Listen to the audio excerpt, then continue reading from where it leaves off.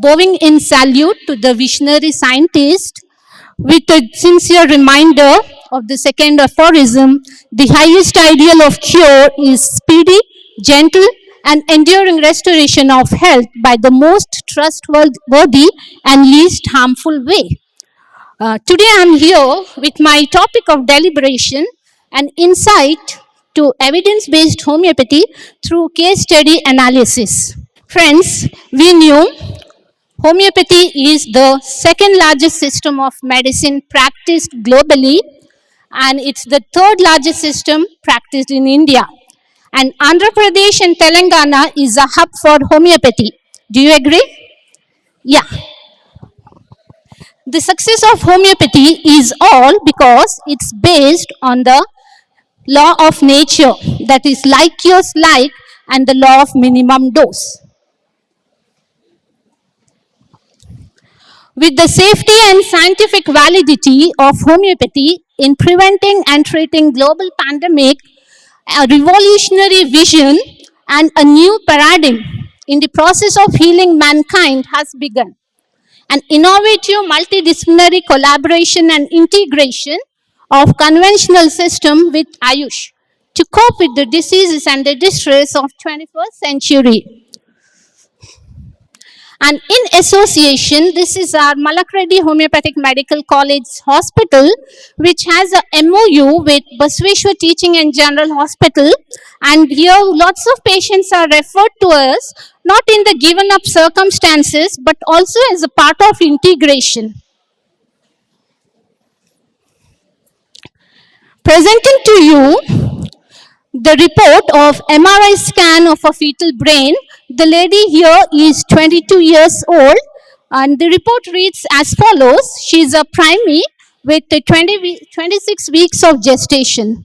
Single intrauterine fetus, longitudinal lie, cephalic presentation.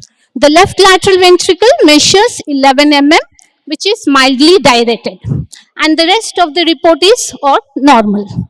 So the impression goes mild ventricle, left lateral ventriculomegaly. So I hope you all are aware of what is ventriculomegaly. Just in a sentence or two, it's a condition wherein the fluid-filled spaces of the brain, they appear larger because of accumulation of fluid. I would not like to more stress on this cognitive domain. Let us suffice ourselves to the psychomotor skill here of dealing with the case. Yeah. Presenting to you the case of Mrs. X, who is a B graduate, 22 years, primate, and the report reads as left lateral ventriculomegaly. This is her first visit. She is referred to us from BTGH, Obstetric and Gynec department. She complains of severe headache with extreme irritability, drowsiness, and headache. The thirst and the urine output has also reduced. So past history of no major illness. We have ruled out the infections like torch. So there is no history as such here during pregnancy. The LMP was 14th of August and EDD expected is 21st May. So she had a history of earlier scanty and painful menses. There is no history of any major illness in the family, no history of consanguinity. Her blood pressure and other vitals normal. So, considering dropsy of the brain, we prescribed her a dose of Helleborus. So, usually we call our patients if they have an acute illness in a week or fortnight, and if they have chronic illness, a fortnight or a month, we call. Here, when she has come to the next visit, the scanning report, transvaginal, it reads as follows. The left lateral ventricle measured 9.9 mm, while there is a decrease of 1.1 mm in the ventricle size, which is of course a good sign. But one more thing here is the amniotic fluid index, AFI, is 18.1. So the AFI from 20th week to 35th week of gestation is on an average 8 to 18 centimeters. So here 0.1 centimeter increase, not a point of botherance. So we continued with one more dose of Helleborus. Besides here, apart from the improvement in the sonography report, the urine output was also better. So third visit, she has come with again ultrasonography done, and here the third report reads as follows. The AFI is here 25.5 centimeter polyhydramnios, while the left lateral ventricle is 9 mm. Blood pressure is 130/90. There is a pedal edema significant, and patient is anxious. She weeps during. So here we reviewed the case. And in her life space event, we got very important history, which I would, in a nutshell, say it was a failure of love. So here we prescribe Natmur, a single dose. Yeah, this is the scan report wherein it's AFI 25.5 and polyhydramnios. This is done at 34th week of gestation. So in her next visit, the pedal edema has reduced, blood pressure has come to 120/84, the urine output is normal, the sonography showed normal right and the left ventricle, and the AFI is 15 centimeters, and now she was kept on SACLAC. And later further she was unable to come frequently as she was nearer her term, and it was only on telephonic conversation that we could talk to her. She was all better, and she has delivered. Actually, we received a call from BTGH gynec department that she has delivered a normal baby with labor pains.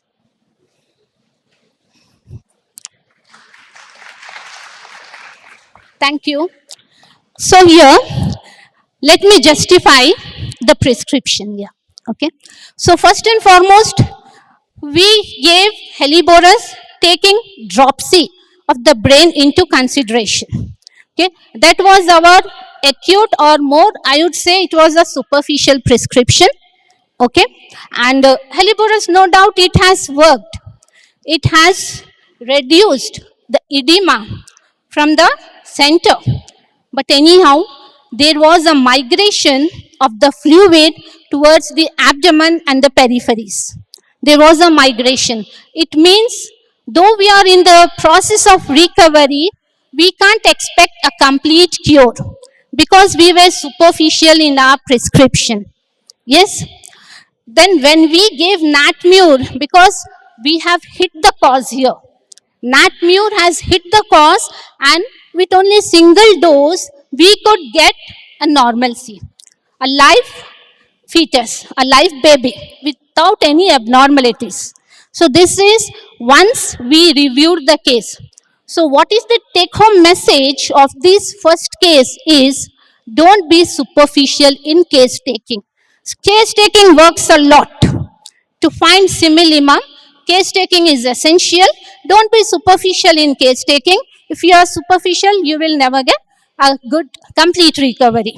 And another inference from this here that I would like to say here, if we go to the depth of Natmur, it has a tendency of retention. This is what the lady had. She had an affair, okay, which she hasn't disclosed to her family members, neither. I would like to say one thing here. The place where I live, Gulbarga, there is a trend, a present trend going on, that all the girl students, immediate after undergraduation, they go for post graduation, MD, MTech, or MA, MSc, anything. They don't immediately get married. But here she got married because there was a failure in love.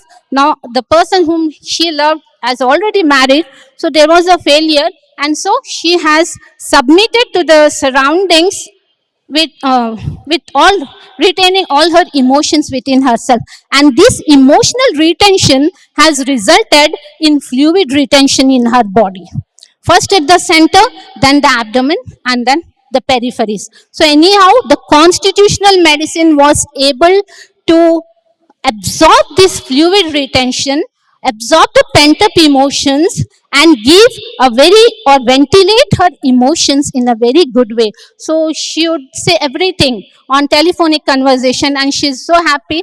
She invited us to the cradle ceremonies and all. So this is the magic of homeopathy. Thank you. second case I would like to move here. Sorry. So this is a female, age 33 years. She's a homemaker. She complains of bilateral pain in the lumbar since 4 months, pain aggravated with movements. There's a blood in the urine since 2 months and headache since 1 month. There's a past history of recurrent urinary tract infections. No history of any major illness in the family. And her personal history goes as follows. She is married, no history of consanguinity. She has one baby and she's physically lean and tall. She is mentally health conscious, desiring non-vegetarian food. There is a frequency of urination. Appetite has reduced. Her menstrual cycle used to be very heavy for 3 to 4 days. And other vitals are all normal except for the blood pressure, which is 130/90 here. And on examination, there is a bilateral tenderness in the lumbar region. As such, there is no organomegaly. And here, looking into all, we have given phosphorus to her here. Okay, and we suspected some calculi. So we have advised her blood routine, urine routine, and ultrasonography. And what ultrasonography reveals is in front of you. So there is an autosomal dominant polycystic kidney disease with tiny calculi. Yeah, this was the ultrasonographic report. So anyhow, I would not waste my time because time is too precious. Now, this is what about polycystic. Okay, in her next visit, she was symptomatically better, and along with phosphorus, we have given some mother tinctures like beriberi and hydrangea. We have added to that. So this all is, and we raised the potency gradually of phosphorus from 200 to 1 m to 10 m with an intercurrent medorinum.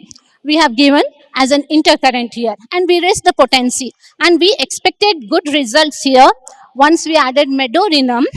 But to our surprise, after a span of 6 months, again, the report was autosomal dominant polycystic kidney disease, wherein the size of the kidney has reduced slightly.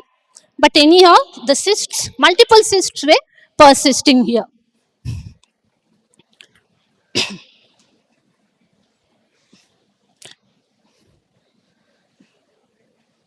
Sorry. Okay. Yeah, so now what we have done is we have exhausted the potency 10 m, then we went to 50 millisimal. We went to 50 millisimal and we started with 0/3. We started until 0/6 we have given. And to our fortune, within a span of 4 months, yeah, we could get a normal study. The cysts have disappeared, the kidney size is reduced markedly, tiny calculus were which are of course curable. So what is the take home message in this? Thank you. What is the take home message in this? It's not only the case taking, not only the remedy selection, the potency selection is also very important, especially in pathological cases. This is what I have learned from Tanvi sir in last year's conference. Thank you so much, sir, for igniting me the flame of LM potency. Thank you. So, potency is also, especially whenever there is a pathology and you want improvement in pathology at the earliest to smoothen and hasten the process of recovery, let us switch on to LM potency. This is the take home message from this. So this is another case of nephrocalcinosis. She is now in BUMS final year. She was brought to me by my student, her roommate. She is basically from Hyderabad. So she has come to me with all reports. Almost everything is done. She is not a secondary case to me, not a primary. Yeah, complaining of intermittent lumbar region pains, hematuria, lethargy, weakness. So there is a past history of acute rheumatic fever for which she was on Penidior, and there is also a past history of pulmonary tuberculosis. She says because of the apprehension of NEAT apprehension, appearing for NEAT, cracking the NEAT, for which she developed tuberculosis. This is how she correlated here. Yeah. Uh, and she has come to me with all investigations done. Uh, and she was advised at Hyderabad itself, she was advised all this diuretics, vitamin D, potassium, and magnesium citrate. Okay. Then what made her to come to us is she was on treatment and she started developing cysts in the ovaries, multiple cysts, which were sometimes hemorrhagic, sometimes it was only polycystic ovaries. So that has made her to come to us, and we have taken her life space investigation. She's the only child who is pampered, kid cannot bear contraindications and all. So anyhow, these all are the bundles of investigations with which she has come, and here what it treats the report: nephrocalcinosis bilateral. Yeah, this is our repertorial totality, and we selected lycopodium. She was more short and very acute. She was very acute of perceptions and all. So we selected lycopodium, and now my journey started with LM potency, and I have given LM. Okay, I started with 0 by 1, and subsequently we have increased the potency 0 by 3. Yeah, along with that, tuberculinum also, an intercurrent we have given and increased here. Okay, so with this, of course, there was a little change. What was the change? Was now the cyst has disappeared, but nephrocalcinosis of the bilateral kidneys at the corticomedullary junction was still remained. So though she is relieved of her cysts from the ovaries, she is still carrying nephrocalcinosis. So here, um, in spite of giving the intercurrent, okay, now there was again a scratch, and we thought how to go for this complementary, how to supplement the further prescription.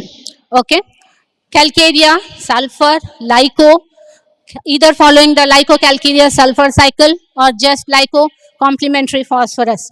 So bridging both of them, we took here calcarea phos, because here her, I'll give her important investigations, her parathormone, her vitamin D, her serum creatinine, those all things. Taking that into consideration, we have prescribed calcarea phos. We started with 0 by 6, and she started shedding the stones. So she every time keeps those stones in her bag, and she says now they are getting all powdered form. So I have given some, yeah, I have instructed her to keep in some bottles so that we can preserve. So this is how the stones she has started shedding.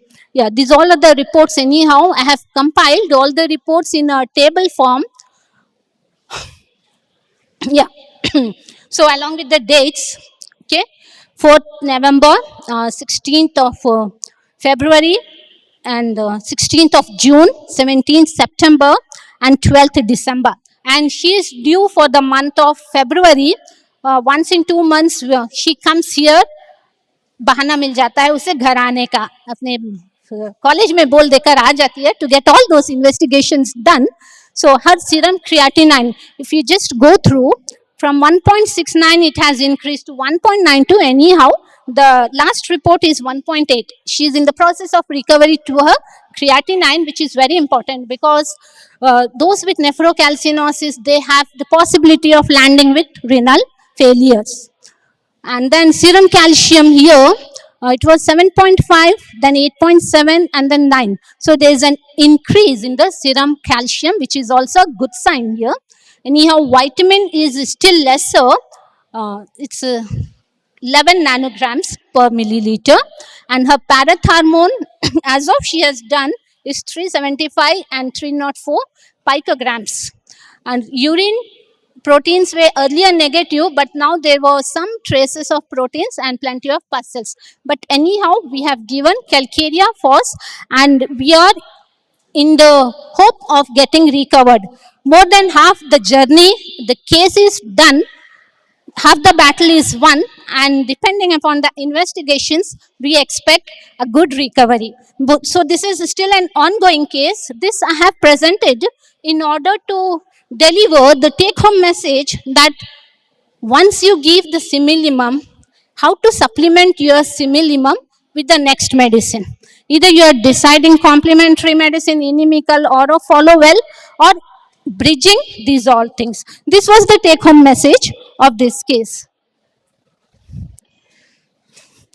So I hope I am done within the time. I once again acknowledge you all for passionately listening me. Of course, I'm missing my best student, Noman Siddiqui, who was so happy to introduce me, but I'm really missing him. I acknowledge my sincere gratitude to the organizers, to the chairperson, everyone. So I hope in learning you will teach, and in teaching we will learn. So, take home message, I would say, proud to be an IHPN Indian. Thank you.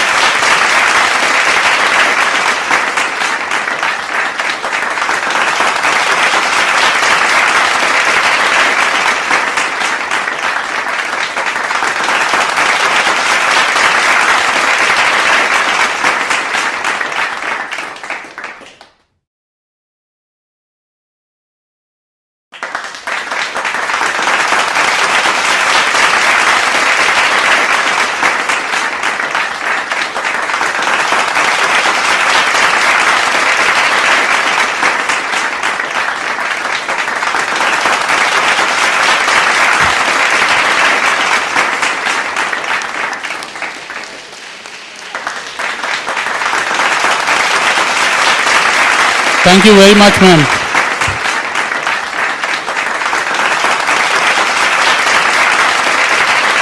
Thank you, ma'am. Secretary, Iihp, to come on to the dais.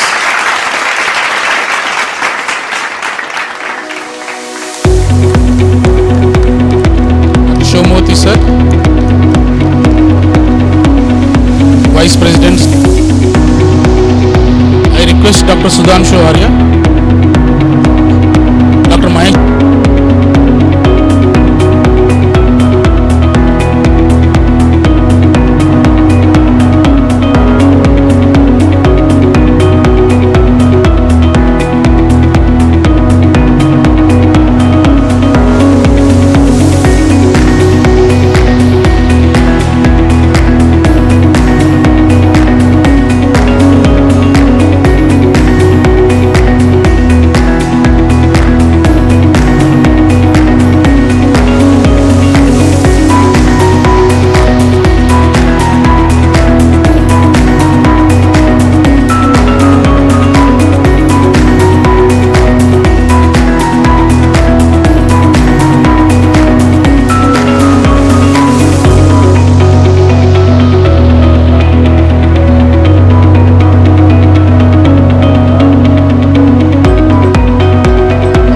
Representative of Iihp Homeo Medical College, Dr. Ashok from Warangal will be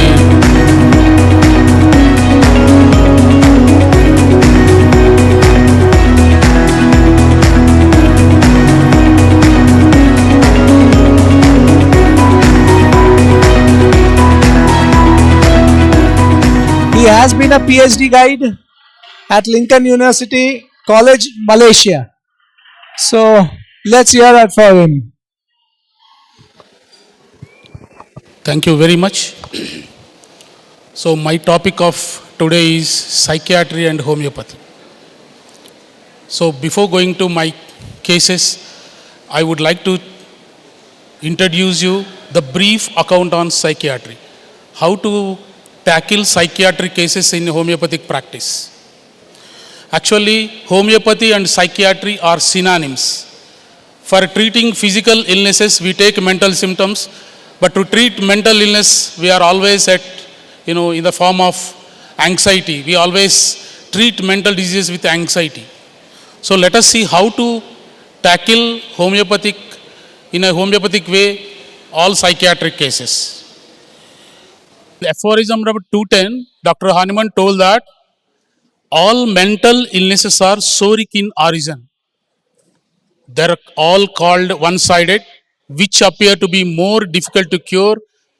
Consequence of this one-sidedness, all their other morbid symptoms disappearing as it were before single great prominent symptom of this character are, see, whenever you treat psychiatric cases, you have to take the state of the patient's disposition. You cannot treat psychiatric cases without considering the totality of the symptoms. So you have to consult totality of the symptoms. Without understanding the totality of the symptoms, you cannot cure psychiatric illnesses. See, totality of the symptoms, if we would trace an accurate picture of the disease, we can treat all psychiatric cases in homeopathy with grand success. Grand success. I am today going to present you a depression of 25 years standing, completely cured with homeopathy within a year, and we stopped all the medication within a span of 3-4 months. Homeopathy is mild. Homeopathy is mild, not wild. Homeopathy is more of mild in character. Our pills are mild. These mild pills heals the patient. But you should have, complete knowledge about psychiatry, philosophy, repertory, and metromedica to treat all the psychiatric illnesses. So, this is a case one. He is aged about 52 years, a school teacher, presented with the following complaints. So, he is under depression for the last 45 years. 45 years. He started narrating his problems. I have been suffering from depression since my childhood. For the last 6 years, not able to understand what I am doing. Always I am sad and not interested in anything. I have been taking antidepressant for the last 25 years in increasing doses. In increasing doses. Once they start, it will be always increasing, never reducing most of the time. So he has been taking psychiatric treatment and on antidepressant for the last 25 years. And now with antidepressants also, I am not better. I am low when compared to other colleagues in office. So every sentence, every word is very, very important when you treat homeopathically to the patient. You should be always alert. You should be always on guard while treating the patient. If you don't have, this alertness, you cannot treat any of homeopathic patient completely.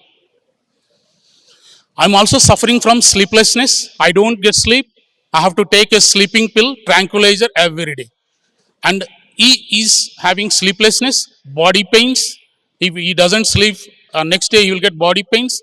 And he is also diabetic, hypertensive for the last 10 years.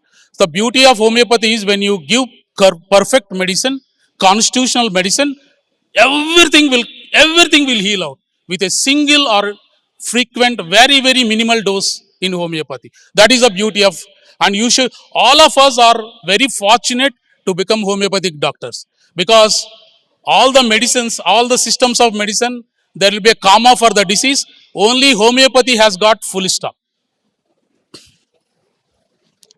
He is on medication for hypertension and diabetes. And I asked him, tell me more about your depression. My life is not good since my birth. My mother expired immediately after my birth due to pregnancy complication. So what happened? Immediately after, delivery, mother expired. So he says my depression entered probably in that particular area only. Later, I was brought up my paternal grandparents. So he was sent to paternal grandparents' house for bringing up. My father remarried. Same story. After, first wife death, immediately he got married and this person has been migrated to grandparents' house. When my age was 6 years old, my grandparents also died. So I came back to my father's house. Now, at the age of 6 years, even grandparents also expired and he was brought back to father's house. Father is there, but there is a stepmother. So my stepmother never loved me. She was not taking care of me. Father was busy in his business. So stepmother always neglecting him, not caring him, not giving enough love and affection towards this particular boy. I was doing whatever my stepmother used to say. I wanted an appreciation from her, but I never got it. What he wanted, only a small appreciation, whatever he was doing. But stepmother never appreciated. And she was telling me to do all the work inside the house, not allowing me to go to school. I used to clean the utensils, sweep the house, wash the clothes, and clean the washrooms as well. So this man was utilized in all the ways from cleaning to sweeping, everything. He was utilized like a you know in a very bad way. If the municipal water did not come, I used to bring the water from the bore well, which was situated half kilometer from my house. She was always giving importance to my stepbrother, who was 3 years younger than me. I always feel inferior when compared to my stepbrother. So he has a stepbrother. So stepmother was always giving importance to the stepbrother, and he was doing all the work. And my brother was sent. My brother was sent to the convents, that is English medium school, and I was not even sent to government school regularly. So good clothes were given to my stepbrother. She used to insult me in front of all. I used to get angry but never reacted back, because she is my stepmother and I don't have my mother. See, this man has lot of affection towards the stepmother, which she has not given, but he has got a lot of faith and affection towards stepmother. She insulted me so many times, but I never reacted. Still, I remember those insults. I love my father, stepmother, and stepbrother. I love them because they are my family. This is very, very important. So there is no maliciousness, there is no revengefulness. All is about affection and attachment, wants to be in the group, and he don't want to come out of this particular group, which is called family. I was sent to the hostel in the 11th class. In the hostel, I always remembered my father, stepmother, and stepbrother. See the attachment. After a few months, I started making friends in the hostel, and I used to enjoy my friends' company. Slowly. In the 11th standard, he got acquaintance with the friends, gradually started enjoying the company of friends. I completed my BSc B.Ed and selected as a teacher in the government school. What happened next? That was my question. I wanted to marry my classmate. See, the problem is going forward, going forward. So he wanted to marry his classmate, but my stepmother not allowed me. I got married according to the advice of my stepmother. So he never went against stepmother, though she was not giving love, care, affection, nutrition, everything. My wife is completely innocent and does not know good cooking also. Very innocent wife. She doesn't know how to cook also. That type of wife has been married. And my wife is completely innocent, doesn't know good cooking. So most of the times I cook and go to the school. I am blessed with two children. Here also the saga of difficulties are continued. He is cooking and going to the school. Tell me about your hobbies and interests. I'm very good at sports. I used to get first prize in running competitions. I was very competitive. I had lot of speed and energy up to my marriage. So he had a lot of energy and speed up to his marriage.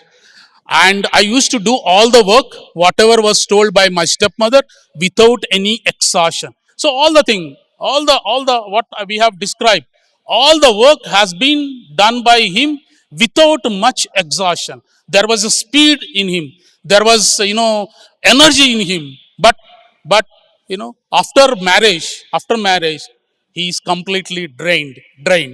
And he loves football. Surprisingly, he gets dreams of sports. Tell me your nature since from the beginning. I have been a hurried man since from the beginning. If work is given, I want to complete it very fast. I keep things very tidy, otherwise I feel dirty. So there is a dirty feeling, fastidiousness, and also very hurried personality since from the beginning. I am a good at working. My headmaster utilized me. Wherever he goes, everybody utilizes him. So utilization is maximum, and he got exhausted.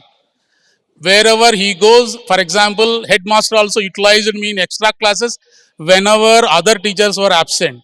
So it is very, typical. This man is doing all the work, but now due to depression, not able to do work like before, I feel strongly I am neglecting at work, my work, and this feeling always kills me. Delusion, neglected his work, his business is very, very strong him. I wanted to wear colorful clothes and wanted to be good looking among all, but never happened. So he wanted to be very attractive, wearing good dresses like all of us, but it never happened. It was not happened during the childhood due to stepmother. Now with wife, he's always busy in cooking and going to the, school. Physical generals.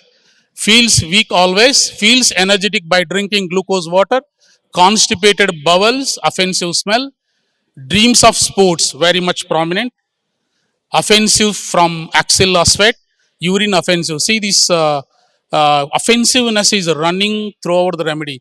So you have to take rubrics offensive in general. Past history, see, heart patient, desires open air. Past history of urinary tract infections, father hypertensive. Totality of symptoms. So first one is forsaken feeling, neglected feeling. This is the rubric.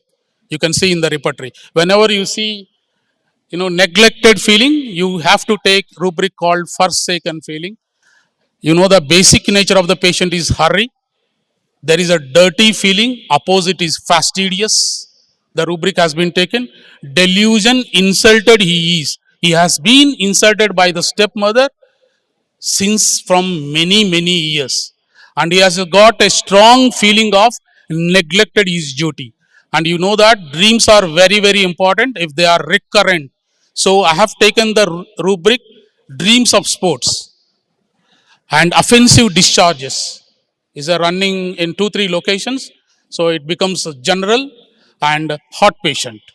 So we have done the repertorization, pulsatilla 17 by 6, aurum 17 by 5, lycopodium 16 by 5, nux vomica 12 by 5, ignitia 10 by 5, sepia 11 by 4, lac equinum 6 by 6, lac caninum 5 by 4, lachesis 10 by 3. These are the remedies that have come after repertorization. So now what to do? Because there are so many remedies. Now homeopathic metra medica comes into the force for final, selection. What medicine is needed? The patient needs animal kingdom medicine as he has got lot of comparison and competition. All animal kingdom is characterized by comparison and competition. You see, he was comparing with his brother. You see that he is comparing with his colleagues. And he was comparing in the sports. So there is a lot of comparison and competition. So we need a remedy from, from the animal kingdom. So all the in the repertorization, all the remedies from plant kingdom as well as mineral kingdom have been ruled out. Only the remedies from animal kingdom we have to take. See, the remedy should have a lot of speed and energy. What is very, very important, since from the beginning, he never exhausted. He has a lot of energy, lot of speed. So this is the hallmark of this particular animal. So we have to select that particular animal which has got a lot of speed and energy and wants to be in the group. See, all, you see, especially stepmother was always, wanted him to be out of the group, but he always wanted in the part of the group, So the animal should be in the part of the group. So the animal should be in the part of the herd. So the group, animal in the groups have to be selected. Always has attachment to the family members, very loyal to the boss. exploited. See, this is a very apt word for this patient. He has been exploited all the time since from the beginning to the present time, and frustration. So the remedy is horse. The remedy is horse. This is a very, very rare remedy. The remedy is from the milk of the horse. Milk of the horse. And the remedy name is lac equinum 200, once in 10 days, 3 doses. So this medicine was given. It is a rare medicine. Most of us don't know about this. Which animal has got a lot of speed and energy? Horse, not dog. You know, not dog or cat, elephant, you know, and very loyal to the boss. Very loyal to the boss. So after 3 months, 30% better. Only 3 doses were given. After 3 months, patient got 30% better. And after 4 months, the patient was status quo, and lac equinum 1M was given. And after 6 months, 60% better. SL, all the antidepressants were stopped by the patient as it was causing dullness. We have stopped all, the patient has been taking antidepressant for the last 25 to 30 years. Believe me, within few months, we have stopped it, and there was bouncing back of energy. The speed and energy came back with these 3 doses of lac equinum, believe me. Slight aggravation after 7 months, lac equinum 1M 1 dose. And after a year, completely cured. Completely cured. And let us see video. Yeah. So let us see this lac equinum. What is lac equinum? Play this. I will show you the follow-up video of this patient. So lac equinum is a mammal. What is mammal? Mammals are characterized by the presence of mammary gland. Mammary gland is secretion of milk. These mammary glands gives nutrition, attachment to the child. When mother's love and affection is absent, you have to think of 3 groups in homeopathy. For example, if you want to give a remedy from mineral kingdom, it will be a magnesia group. If you want to give remedy from animal kingdom, it is from mammals. Mammals means lac caninum, lac defloratum, all these remedies. And third one is, if you want to give from plant kingdom, it should be from mostly malvace's family, chocolate family. The remedy is chocolate, abroma, augusta, abyss, all the remedies, So whenever you want to give, these are the remedies you should think of. So now you see the follow-up. Actually, she went into depression last year. So we have many remedies from mammals, almost 50 to 60 remedies, which only we 2-3 remedies like lac caninum, lac defloratum, that is skimmed milk from cow, we have been using. But there are so many medicines from mammal group, almost remedies from elephant, remedies from cat, remedies from many lion. Satisfaction రాలేదు. తాత్కాలికంగా తగ్గినా మళ్ళీ వచ్చేది. కానీ మీ దగ్గరికి వచ్చిన తర్వాతకి 3 monthsలో నాకు రిజల్ట్ వచ్చింది. ఏ విధంగా రిజల్ట్? అంతకుముందు ఎలా ఉంది? అంతకుముందు ఉన్న దానికి చాలా బెటర్గా 3 months, 1 year వాడిన తర్వాతకి 50% ప్లస్ అయింది నేను. ఇప్పుడు ఎంత టోటల్గా? టోటల్గా నేను 80% రికవర్ అయ్యాను. ఏ విధంగా రికవర్ అయ్యాను? నాకు డిప్రెషన్ అనేది లేదు. నేను ఒక టీచర్ని అయ్యాను. నేను బ్రహ్మాండంగా నా పనులు నేను చేసుకోగలుగుతున్నాను. ఏ ఇబ్బంది లేదు. ఆ టెన్షన్స్ అనేది లేవు. ఆ యాంగ్జైటీ ఉన్నప్పుడు చెమటలు రావటం అవి ఇవన్నీ కూడా ఏం లేదు. ఇంకోటి ఏంటంటే నా షుగర్ లెవెల్స్ అన్నీ కూడా ఇప్పుడు కంట్రోల్లో ఉన్నాయి. బీపీ లెవెల్స్ కూడా సాధ్యమైనంత వరకు కంట్రోల్లో ఉన్నాయి. అయితే ఈ మెడిసిన్స్ మీరు 1 year వాడమని అన్నారు. ఇప్పుడు దాదాపుగా 1 year కావస్తుంది. మరి ఇంకా మీ సలహా మీరు వాడమంటే వాడతాను. నా కాన్ఫిడెన్స్ 100% ఉంటుంది సార్. ఇంతకుముందు ఇప్పుడు అల్లోపతి మెడిసిన్స్ ఏమైనా వాడుతున్నా? అల్లోపతి మెడిసిన్స్ ఇప్పుడు ప్రజెంట్ ఏమి వాడట్లేదు. ఆపేసేసిన. అప్పటికి ఇప్పటికి ఎలా ఉంది? అప్పటికిప్పటికి చాలా మెరుగ్గా ఉన్నాను. దానికి దీనికి ఏమాత్రం పొందడం లేదు. ఈ మెడిసిన్స్ వాడిన తర్వాతకి నాకు చాలా ఉపయోగపడుతుంది. మీరు ఏం చేస్తారు? నేను ఒక టీచర్ని, అంటే గవర్నమెంట్ టీచర్ని. ఈ వాడిన తర్వాతకి నా వృత్తిపరంగా కూడా నేను 100% న్యాయం చేస్తున్నాను. నా మీద నాకు పూర్తి భరోసా వచ్చింది. ఇంకా ఏమన్నా చెప్తారా?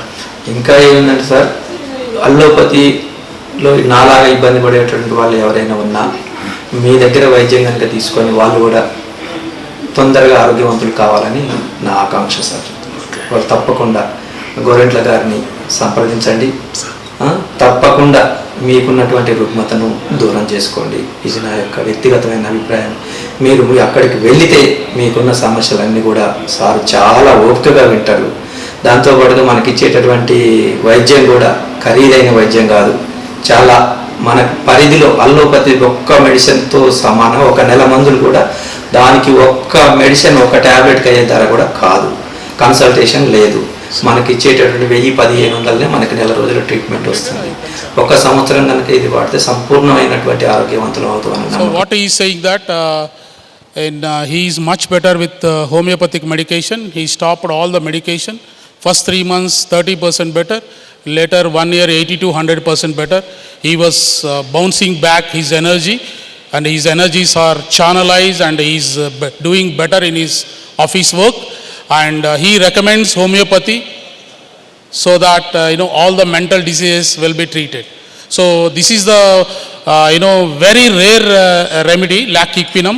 But I want to introduce to all of you these Memel group remedies. So I just told this. This is I would like to say very very important about this is why we have given this. One is I don't want to this about horses. Horses are always abused since from the beginning. So and many horses were died in untold numbers in the wars. So nobody has sympathized horses because innumerable number have been died in the wars. See this. And whenever horses are hit to be trained at wedding ceremonies, their injuries are covered with decorative cloths. So the horses were maximum abused, exploited in day-to-day life. And horses pushed and pulled and carried heavy loads, and they dropped from exhaustion. So when usefulness ended, they were sent to be killed and made into glue. So they were carried heavy luggages. And because of their sociable and cooperative nature, affectionate and herd-oriented, all the horses have been exploited by the human being. And they have a great desire to please for their masters, and very loyal even to the end of their lives, and not respond to owners' demand. They may go into a depression because till the end they will be very loyal and faithful to the master, like dogs.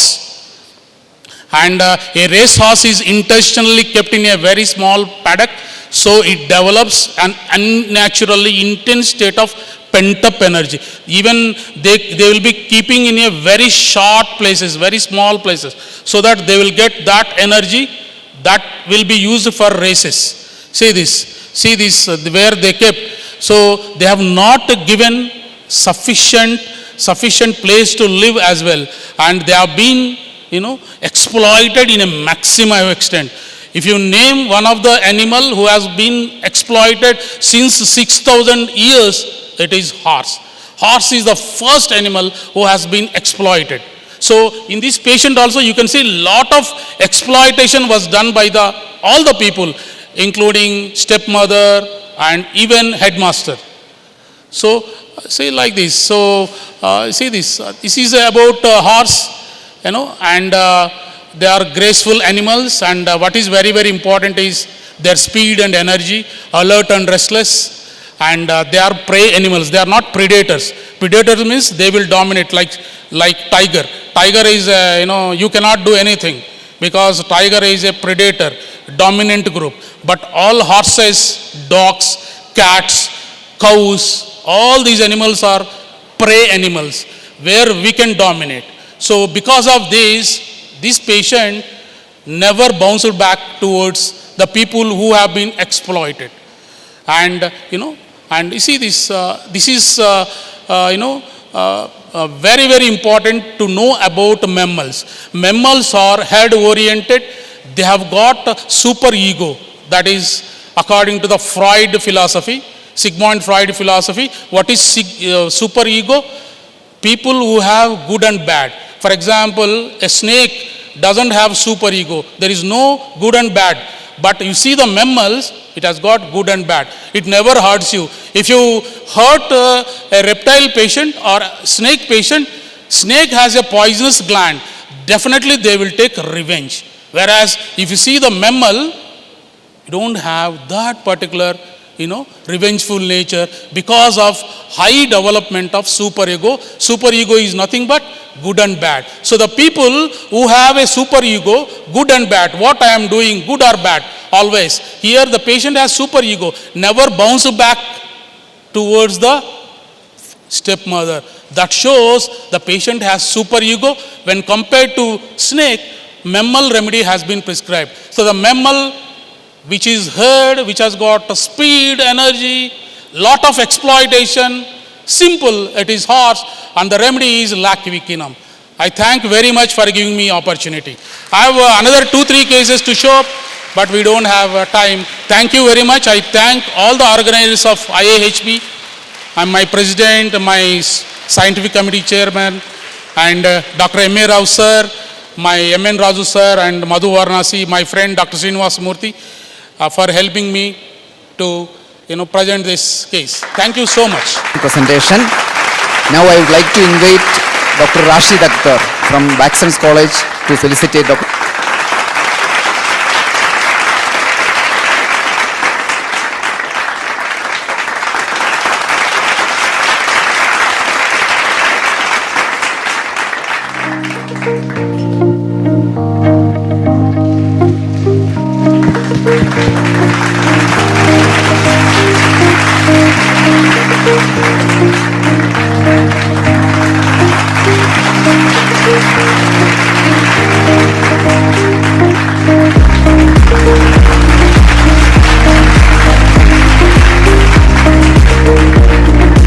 Thank you, Mukunda sir.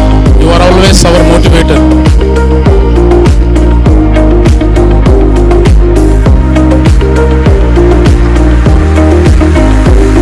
Experience in the field of clinical research. His flight time is around 7 o'clock. He has to leave to the airport. We are extremely sorry for this.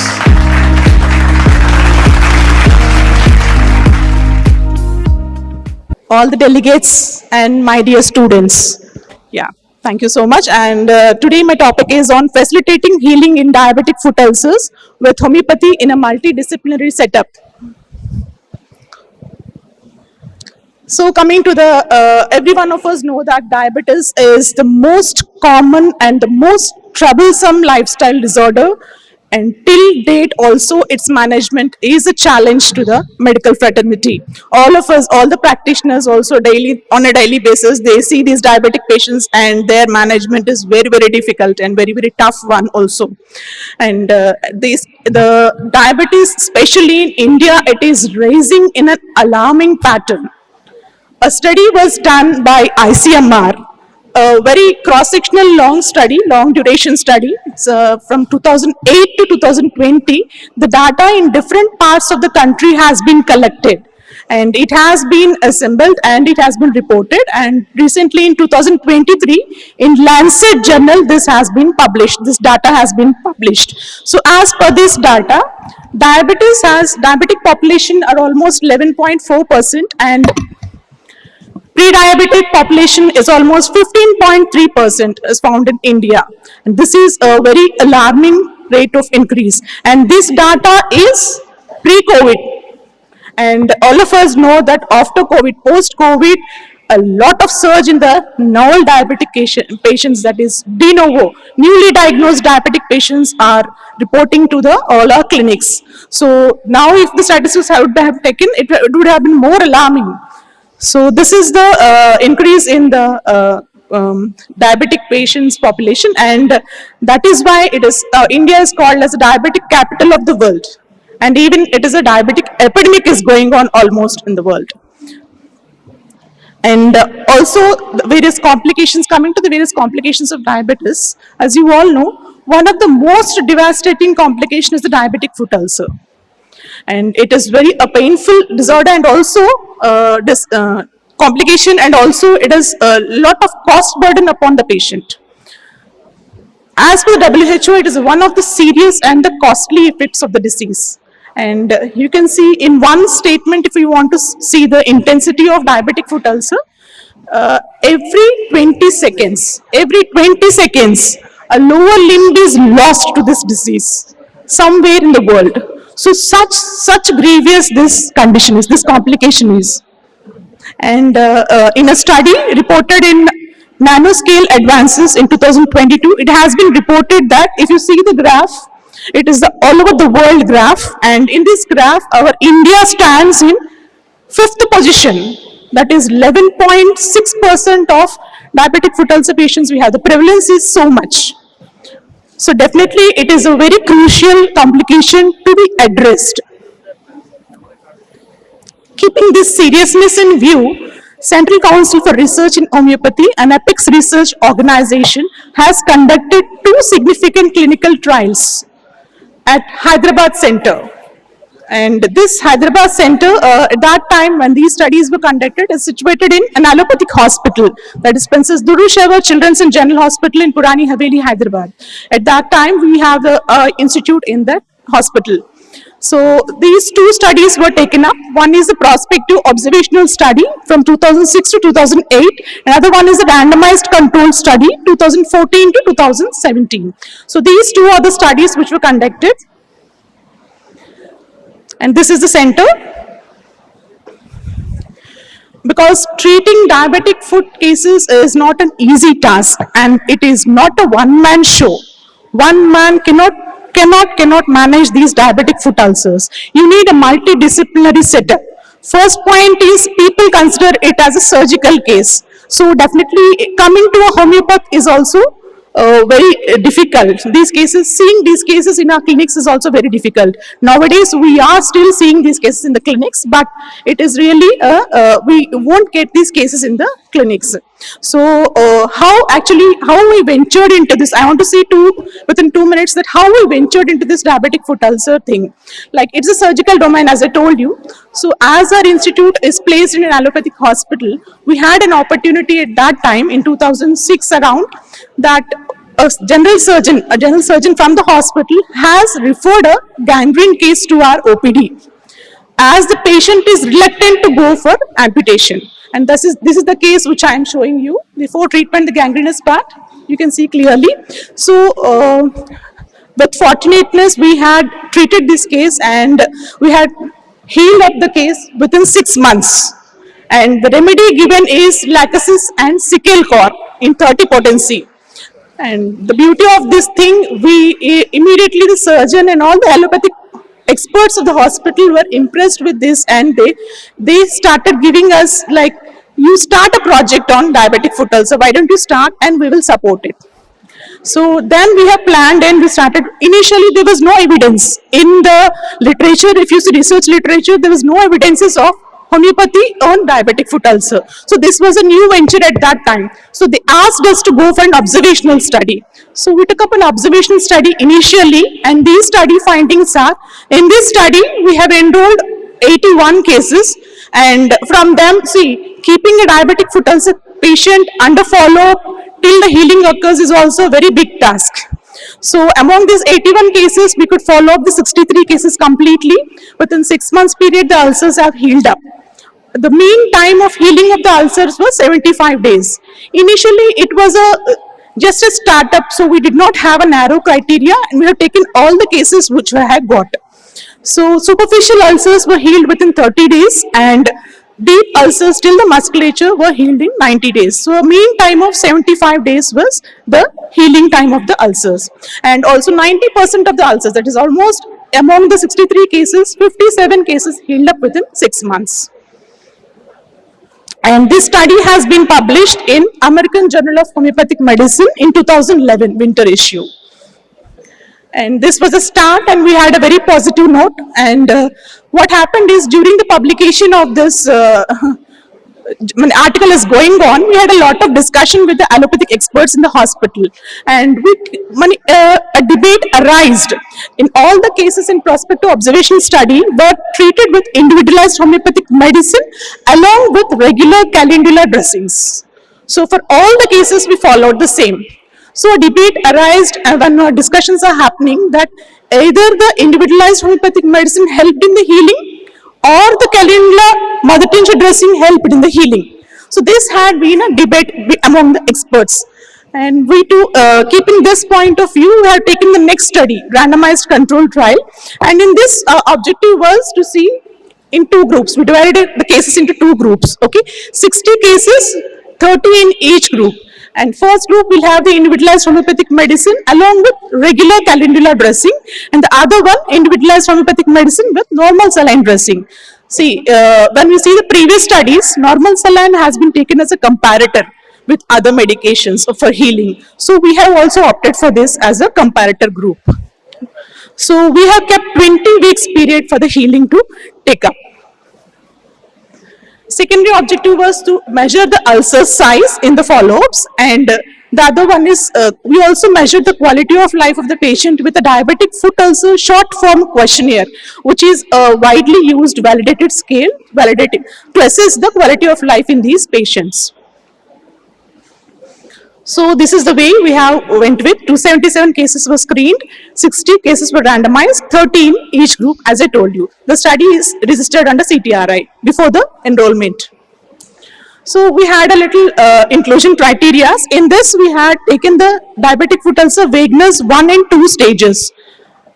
I would like to tell you there is a Wagner-Meggitt classification, which is a widely used classification, very easy classification to classify the diabetic foot ulcers. So in this, from this classification, grade 1 and 2 ulcers we have included in the study. And all the routine investigations were done to all the patients who are enrolled in the study. All the essential ones like vitamin B12, Doppler, and all the sugar tests, monofilament test, and ankle brachial pressure test. So monofilament to assess the peripheral neuropathic changes, we have opted for the monofilament, and regularly, periodically, we have assessed the cases. And ankle brachial pressure index to know the, with a hand Doppler, we have done it on regular intervals to measure the peripheral arterial disease extent. So that if it is a severe peripheral arterial disease, we used to refer the cases or not enroll in the study. This is a very handy and easy to use hand Doppler to measure this ankle brachial pressure index. Even practitioners can have in their clinics to measure the extent of the peripheral arterial disease. It costs around 40,000. It's very easy to keep in your clinics to assess the peripheral arterial disease. So those were the inclusion criteria and exclusion criteria. Any systematic diseases which are not under control were excluded. And also the patients who are on antibiotics and any other ulcer healing agents were excluded. So on regular periodic intervals, these things we have analyzed. And debridement, where and where the cases needed debriding, because if the slough and debris is filled in the ulcer area, the healing will not occur. So if any case is like that seen with the debris, we had it debrided before the enrollment. So these all things are done by the consultant surgeon who was assisting us in this project. And regular dressings as per the advice of the consultant surgeon, like alternate day or once in 3 days, were taken up for the patients. Coming to the results part, more of male predominance was seen in the diabetic foot ulcer patients, and the age group between 45 to 60 was mostly suffering with these diabetic foot ulcer, and also the patients who had a history of about 10 years diabetes, on an average 10 years, were suffering with diabetic foot ulcers. And when you see this graph, you can see the two groups. In both the groups, individually, you see that the healing has been taken up almost at the 12th week. At the 12th week, almost it is under closure. And by 20th week, totally the ulcer has been healed up with a very nice skin, normal skin. So both the groups had the similar effect and almost 11 to 12 weeks. Both the groups have healed ulcers. And even the quality of life questionnaire, as usual, when the ulcer is healed, the quality of life has also improved, and there's a significant improvement in the quality of life of the patients. So when we compare between the groups, the result was not significant. So this indicates that the main contributor, significant contributor for the healing of the ulcer, for facilitating the healing of the ulcer, is the individualized homeopathic medicine, irrespective of the dressings. So dressings were to maintain the antiseptic condition of the wound, but the actual healing is done and is completed by the individualized homeopathic medicine. That is the conclusion of the study.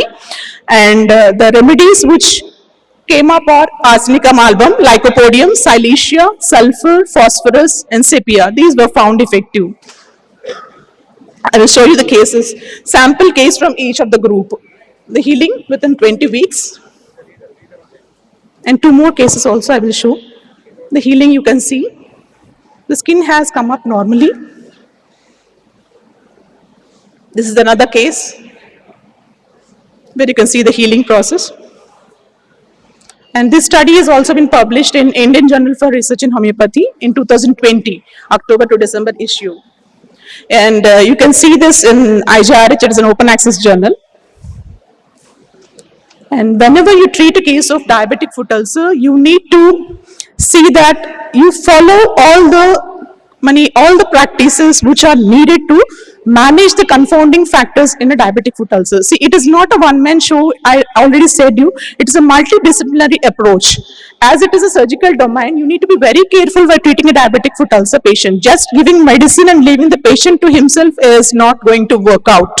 So first thing is you need to see that any debridement is needed for the wound, that should be taken care of, and also managing the infection through aseptic wound dressing. That is very, very important. If you are going to treat a case of diabetic foot ulcer without regular dressings, that has to totally gone and you are going to be in a pool.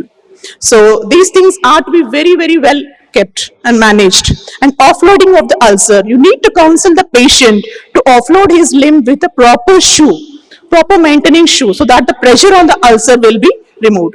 And other one is proper oxygenation of the foot. See, we are talking of dressings. So if the ulcer is in dressing and there is no oxygenation also, that is a really detrimental thing to the wound. So intervals of oxygenation is very important to the diabetic foot ulcer to heal. And as you already know, controlling the sugar levels with medications and ensuring the healing ability with the medication, with our medicines, it will be very much helpful.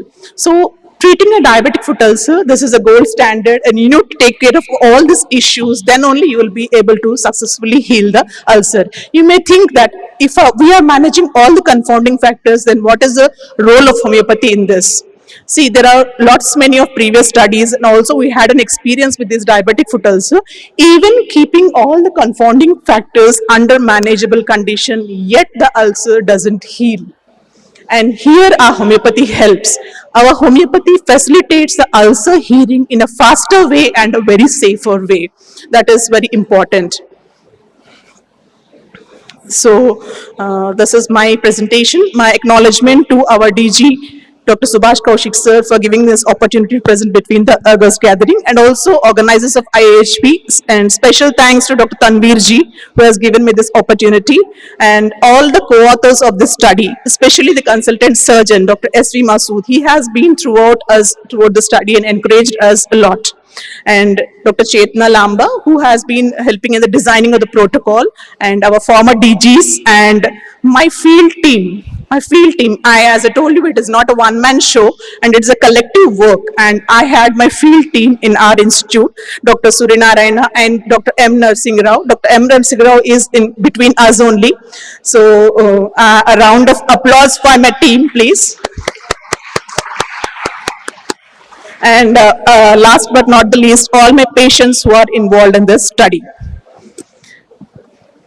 So before I end my presentation, I want to just emphasize on one thing. As the faculty, practitioners, and students are here, I think most of you all know about the official publication of Central Council for Research in Homeopathy, that is Indian Journal of Research in Homeopathy.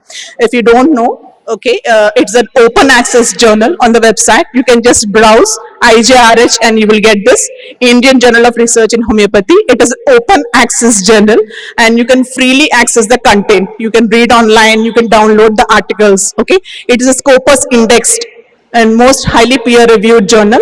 You can read it and also you can submit articles to it. Here my sincere request to all of you is try to improve on publications. And mostly I have presented in RCT and in research it is talked as the RCTs are the randomized control trials are the gold standard of research. It's all okay. But for our homeopathy, our case reports and case series are the basis. They give out the uniqueness of our homeopathy. We can understand prescriptions and all the beauty of a prescription through case reports only. So case reports are very important, and if you see, the studies which are designed are also based on the success stories of the case reports only. They can't be easily designed. Studies can't be designed without a substantial evidence. So success stories, I know all your practitioners have lots of success stories in your clinic. I know because I'm seeing that the times were 3 years back or 4 years back, and now a lot of things have changed. I'm very happy to see that today also the practitioners have given their case reports very nicely, evidence-based. Really a great applause to them, all of the practitioners today who have presented. That was a very wonderful presentation, and I wanted all these things into publication. I just want to emphasize on this. Please try to bring out these publications. Do submit to journals, and whenever you try to write a home case report, please go through these guidelines, home case care guidelines. We have home case care guidelines, especially to write a case report. And if you browse this in Equator Network, there is an Equator Network. In this, you will find this. And these are given by Van Hasselin. And there will be a checklist, whatever to be included in a case report. Okay? Please go through this before you are writing a case report. And also, Monarch. We have a modified Naranjo criteria. Some of you might be knowing this. It is a validated assessment tool for homeopathy. So every case report, whatever you want to write down, you please assess your case with this tool. This is also available online. It has also been given by Van Hasselen, and it has been developed by validated by Dr. Chetna under the guidance of Dr. V.K. Gupta, sir. So please do browse these and try to go into publications. Thank you so much. Thank you for patient listening. Allopathic medication on the actional parts of the wounds and ulcers. So even I'm having a evidence-based videos also I'm doing from the Gudivada. I worked in Gudivada on this aspect of the protocol treatment of ulcers and wounds, homeopathic dressing especially. So I'm asking, so you're having with the allopathic treatment, and dressing is you applied the allopathic treatment now and then, but I am doing without going for the allopathic treatment, only dressing. Madam, please, Mike. So dressings are only calendula dressings and normal saline. No allopathic medication is used in the dressings. No allopathic No medication allopathic used. medication. So I made a protocol treatment of these ulcers. I can reveal to the next meeting. If I did the more cases, I can show the videos also. Now I am showing to my students also in the 3 colleges, and I showed these videos in the Gudivada College students and even Rajahmundry College students also, now in gyms also. So I am working on my own way, a single-handed research work on these ulcers, a protocol way of treatment of ulcers. So I am getting good results. Even amputations also, prevented as according to Organ of Medicine, 4th aphorism, we can prevent this. So I congratulate you. I see, I want to have some support from the CSRH. If I have any doubt, and I will come to you, and I will take a, so in the research I will present you these cases. So I am doing on my own way. Definitely. So please do it. We are Yes, in sir. want of Please evidence. publication. We are So, want of evidence. so this is only for the future generation. I am doing a protocol treatment of dressings of ulcers for the last 30 years. My students previously are making videos along with the students from Gudivada, they know, and in Rajahmundry they know, and also now gyms. I am showing these cases publicly to the students. I can put before forward in the next IHP meeting anywhere in India. So Thank you, sir. Thank you, madam. So very wonderful work. We need such cases. We know all our practitioners are full of success stories. I know, and these we are awaiting these into publications. Please do the work, and we will support you technically. Thank you, sir.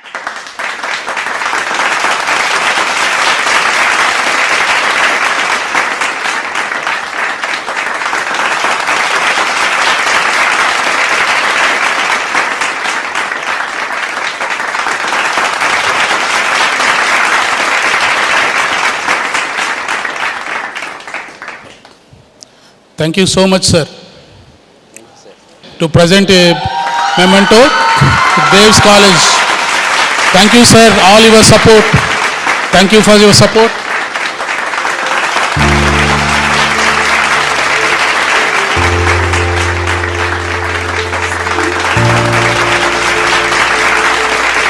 Very mild and lot of patience. That is a quality of Dr. Murali. He is also my boss. He's so Iihp Sheikh Homeo Medical College, Belgaum, represented by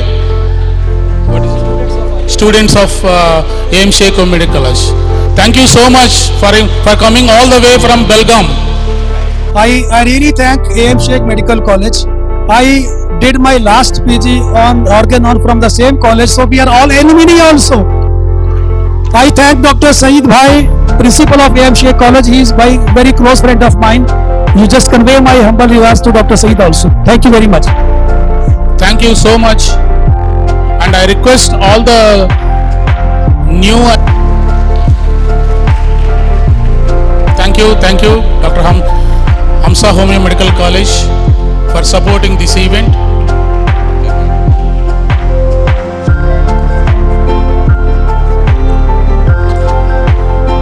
Thank you, sir. Thank you for all your support, Dr. Khaja Samyuddin.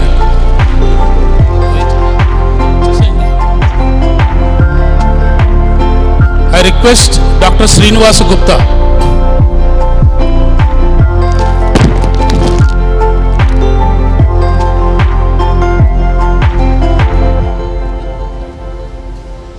I request Dr. Srinivas Murthy to come for day and night.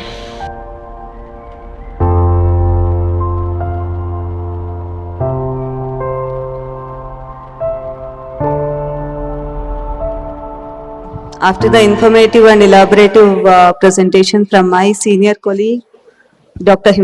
Hima ma'am, I'm here to present a short study from CCRH, that is the effects of individualized homeopathic intervention in stage 1 essential hypertension, a single blind randomized placebo controlled trial. Hypertension has become a worldwide public health emergency or challenge, we can say, because of its role in various vascular complications including stroke and cardiovascular diseases. It is directly causing around 7.5 million deaths and is contributing to 12.8 total percentage of deaths globally per year, and coming to India, it is causing 1.6 million deaths and 4.8% of total deaths annually. And according to this National Family Health Survey fact sheet, there is rising incidence of hypertension in males compared to females, and the incidence is increasing in urban population compared to rural population, which we see here as 33% in urban population compared to 27% in rural population. And why this burden is increasing so much? So, as we all know, there are so many factors which are contributing to lifestyle disorders, including hypertension. So, we can divide these factors into three: social factors, behavioral factors, and metabolic risk factors. The social factors are urbanization, industrialization, increased income and education, which are all leading to excessively sedentary habits and occupations. And second factors are the behavioral risk factors, which are to be in our control, but we are not able to control them. that are the unhealthy lifestyle, unhealthy diet intake, the preservatives, ready-made foods, and excessive use of alcohol and tobacco, and no physical activity at all. We will be sitting at desk from morning till evening. And the third factors are metabolic risk factors, including obesity, diabetes, and raised blood lipid levels. So all these three metabolic factors together with hypertension accelerate the incidence of complications like cardiovascular diseases, stroke, and chronic kidney diseases. So this is the picture which is depicting the complications of hypertension at a glance. Stroke, it is in India, around 57% of stroke deaths are directly related to hypertension. Visual loss, hypertension is a cause of hypertensive retinopathy, and it is indirectly causing visual loss. Heart attacks and heart failures, 24% of all cardiac deaths are directly related to hypertension in India.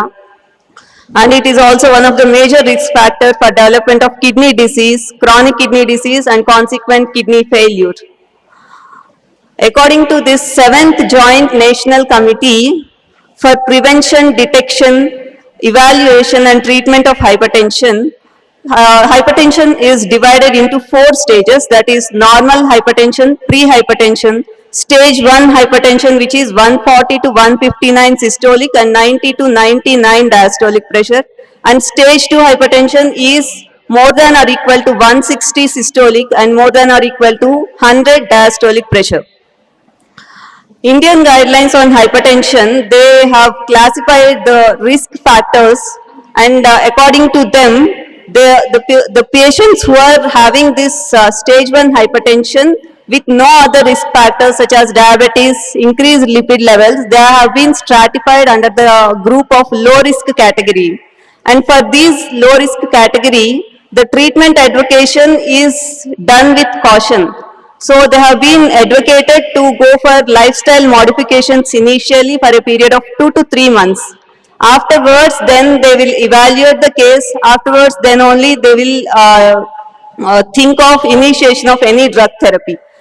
So, and it has been recorded, even in research also, it has been recorded that up to 60% of cases, they will revert back with lifestyle modification if they follow adherent to the guidelines given, if they are adherent. And here our research study aimed at to evaluate the effectiveness of homeopathic medicine along with lifestyle modification in managing patients with stage 1 hypertension.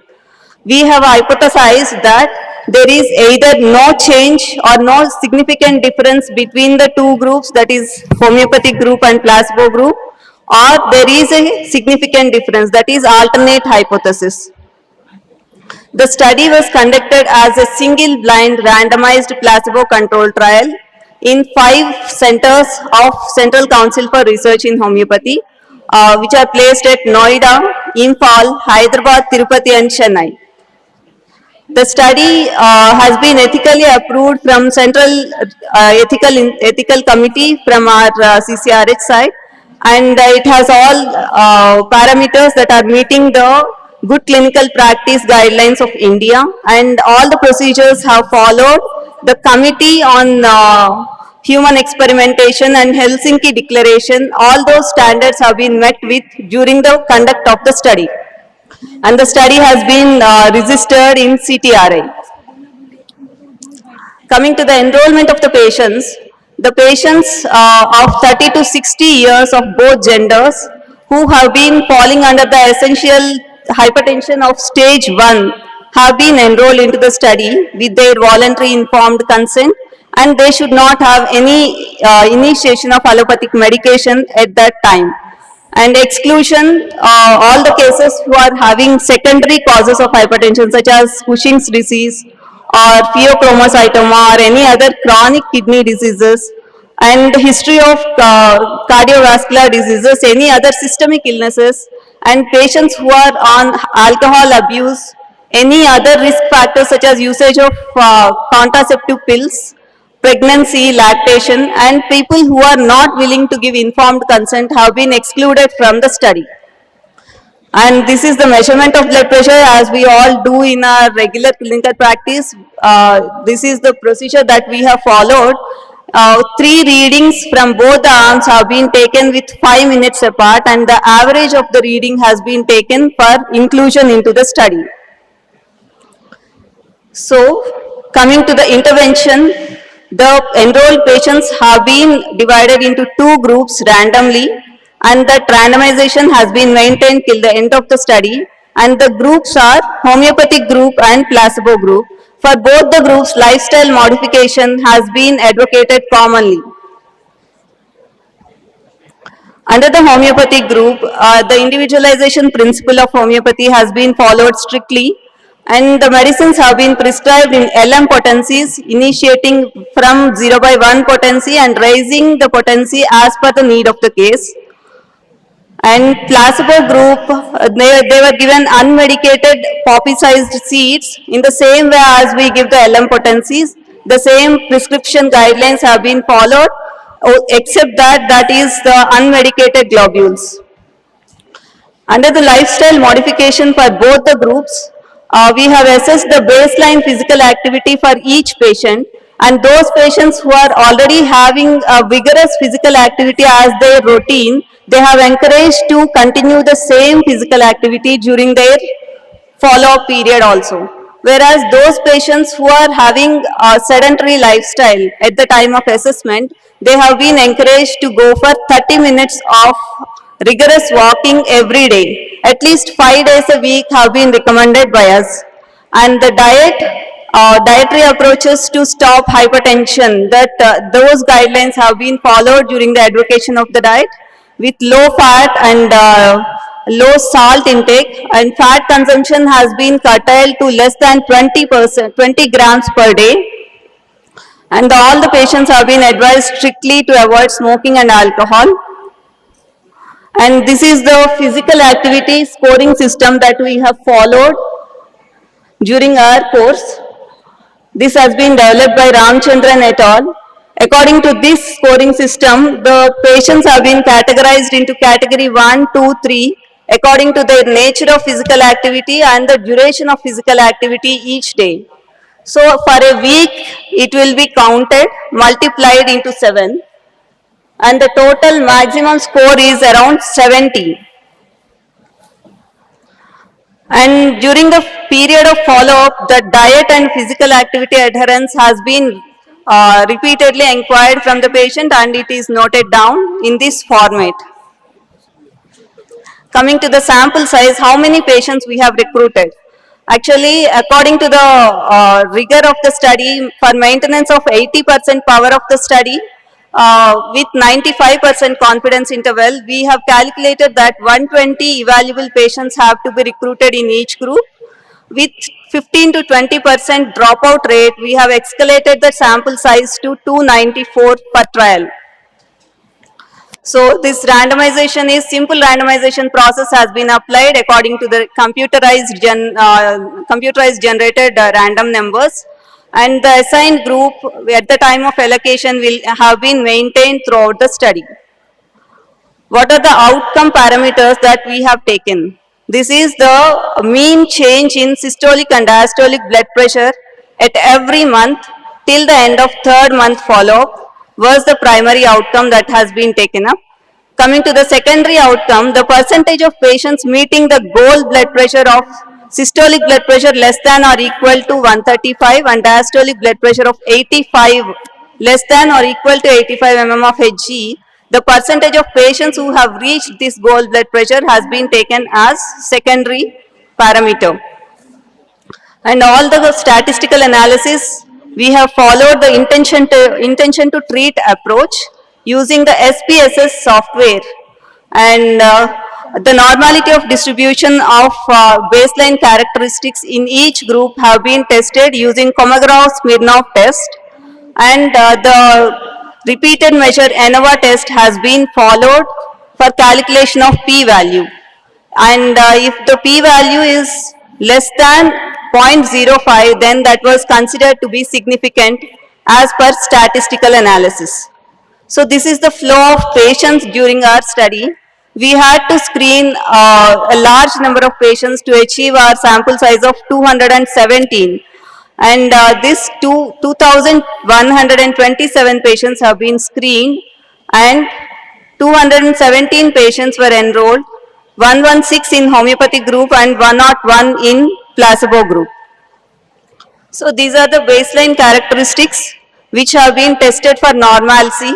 Normalcy is, this is for your information sake, that when we are comparing two groups, then we have to see that both the groups have been equally distributed samples. That is, we cannot say that in homeopathy group we take younger patients without any risk factors, and in placebo group we take older patients with risk factors and we say that homeopathy is favorable. So that cannot be done. We have to see that all the characters have been distributed equally in both the samples. So that normality has been tested, where we see here the p-value of all these factors, this gender, age, gender, weight and waist circumference, they have all been having insignificant p-value, that is more than 0.05 p-value. So this is, there is no significant difference between the two groups. So we have taken equally comparable groups for placebo and homeopathy administration. So this is the same thing here. Baseline characteristics have been compared in both the groups. Coming to the outcome parameters, the primary outcome parameter is the systolic and diastolic blood pressure, which is having a significant improvement in homeopathic group compared to placebo group, with a significant p-value of 0.0001. So a significant p-value means which is less than 0.05 is considered to be significant in statistical language. So here we have got a p-value which is very much negligible, very much lesser than 0.05. So this infers that there is a significant change in homeopathic group compared to the placebo group along with lifestyle modifications. If we see this, the green line indicates the placebo group, the systolic blood pressure at various points during the follow-up. We see a steep curve of blue line which is indicating the changes with homeopathic medication from day 1 till the end of follow-up. So this is the same thing with diastolic blood pressures. So apart from the primary outcome parameters, we have also seen that there is a significant improvement in various other associated complaints. So the patients will not report to us only with hypertension. So they have reported with the various other associated complaints like rheumatological complaints, neurological complaints and gastrointestinal complaints. So all those complaints have also shown a significant improvement in homeopathic group compared to placebo group. The secondary outcome parameter, that is the percentage of patients reaching the goal blood pressure level, is also significantly high in homeopathy group compared to placebo group with a p-value of 0.0001. And this physical activity which has been assessed throughout the follow-up has been assessed, and this physical activity adherence in both the groups is also found to be comparable in placebo group as well as homeopathy group. And diet adherence has also been followed.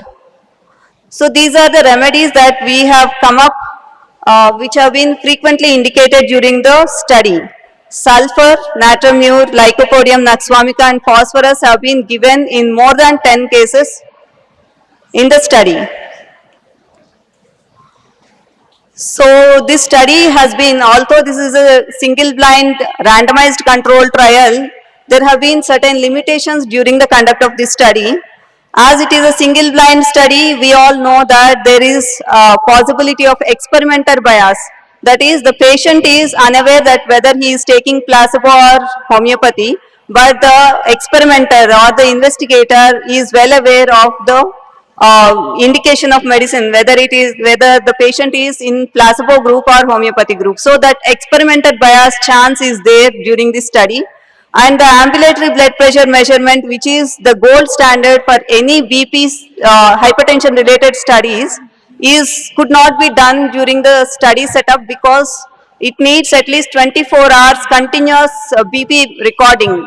and that needs hospital inpatient admission for, on the part of patient, which could not be done during the study period. And a separate dietitian could not be engaged, even though we have advocated from our side. And long-term follow-ups, we have taken only 3 months follow-up because there is a placebo group involved during this study.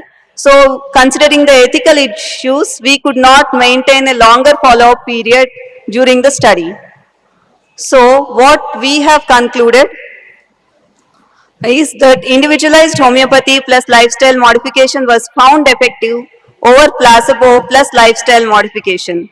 And in low-risk patients, homeopathy plus lifestyle modification can be first point of treatment for stage 1 essential hypertension.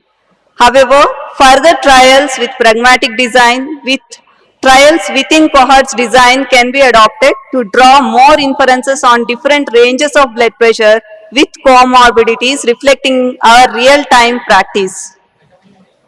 So this study has been published in Indian Journal of Research in Homeopathy, an open access journal, as it has been already given by Dr. P. Himabindu. You all can refer to this publication also. I thank all the organizers for giving me this opportunity, and I thank my CCRH, DG CCRH, and all my colleagues for giving this opportunity. Thank you.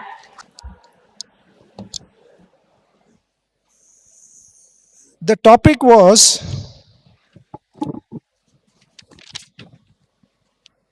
an insight to evidence-based homeopathy through case studies. First of all, whatever we saw, at least in the first presentation, as far as Dr. Naeem was concerned, see, pathology responds much better, much faster with homeopathic medicines. And she showed a lot of pathological cases where the response was phenomenal. So the general understanding amongst students as well as everyone is this, that we generally treat functional cases. I say we treat pathological cases much better, much faster than even what allopathy can do. And the second thing that is also very important, which was seen in the presentation, was this, that when symptoms improve, investigations have to show improvement. Till we don't get into this type of practices, because we also have to get investigations done, post, post both. And you will see that when symptoms improve, the signs and the investigations also show improvement. The third part, which is very interesting, is this, that if you would have observed, the remedies were, it was a very simple prescription. The method of prescriptions were very simple. Indicating symptoms were taken up for prescriptions, and the remedies that were also prescribed were old remedies. So I have been seeing this particular thing for a very long time, is this, that with 100 medicines, you can do more than 80% of a homeopathic practice. The first year remedies that are there, if you know them very well, you will be doing good homeopathic practice.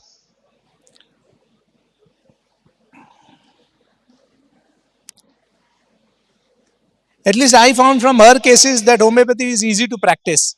I don't know whether you noticed that or not, but practicing homeopathy is very easy, the way she showed cases, There's nothing complex about it. We make so much complex in our minds about homeopathic system. Then we had Dr. Shekhar and hypertension, and both respond very well to homeopathic medicines. It opens up a world, to practice. So when we have an understanding about that, the commonest disease which are there can be taken care of very well with homeopathy. Well, students, be rest assured, take up homeopathy and you will see to it that you will flourish in not only your practice but your life also. Because diabetic ulcer is a headache for an allopath, and I know it because my brother is a surgeon and he is a diabetic foot specialist. only food specialist. He's just doing that part of it. And I know the headache he has as far as managing a diabetic foot is concerned. Because they have to have so much the treatment, they have recently come up with what is known as HBOT, that is hyperbaric oxygen therapy. It's so costly. And the way it was shown by Dr. Hema, that we can take care of with medicines which are also, if you have noticed, arsenic, silicia, sulfur, lyco, all common medicines. Know your first year remedies well, you will do good homeopathic practice. At least 70 to 80% of your homeopathy can be very well managed if you take care of the remedies that you learn or taught in your first or the second year. Thank you so much. Thank you all for being here. And In fact, these research articles are very important because research only will, make homeopathy to leap in the society. So, I'm really happy Dr. Kiranmai and Dr. Himabindu from CCRH have motivated us through these research topics. Thank you very much.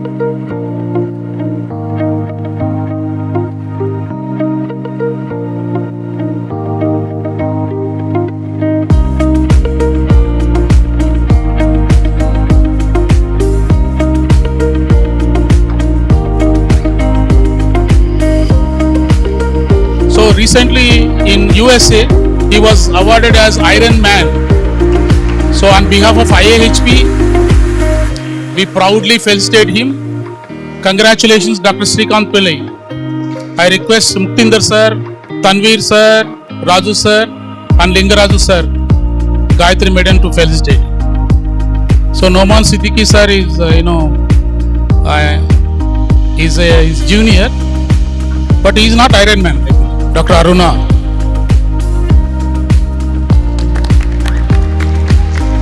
Please give, because we are honoring Lady Homeopaths. Please.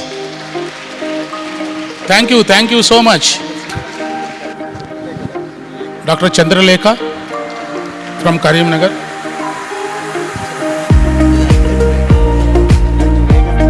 Dr. Rekha, I request Dr. Rekha from Karimnagar. Dr. Manasa.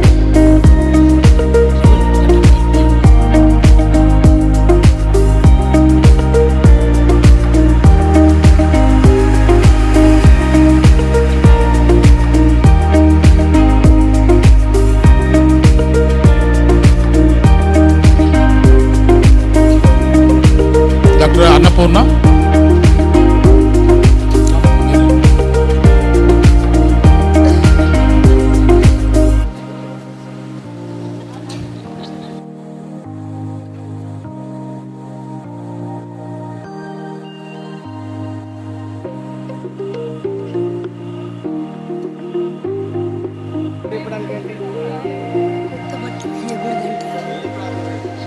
Dr. Savita Savarkar.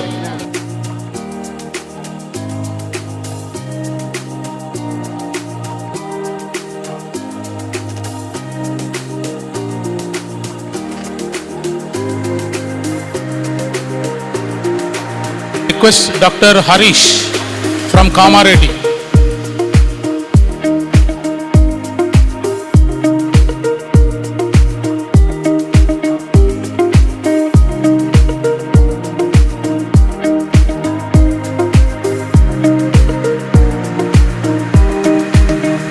IIHP Greater Hyderabad, Ladies Representative, Greater Hyderabad.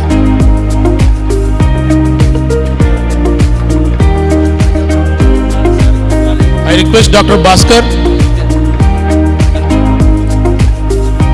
Executive Member, IIHP. I request Dr. Ravakanti Murali, daughter, Dr. Chandralekha. I request Dr. Rao Kanti Murali Garu, our advisor, previous past IIHP President Karimnagar. Right now, IIHP General Secretary State.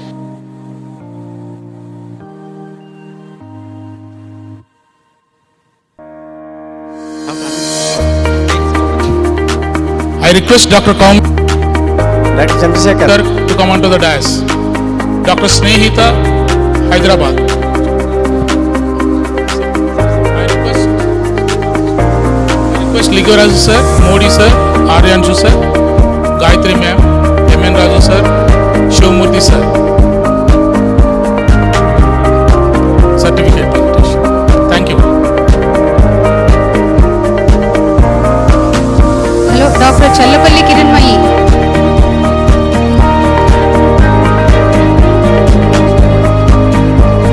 G. Sri Lakshmi. Tejaswini, are you there?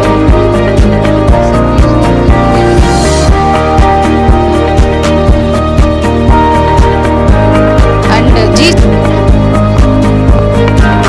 Suprita, Tirupula Suprita, Swati Hirasunan, Dr. D.K. Srinivas,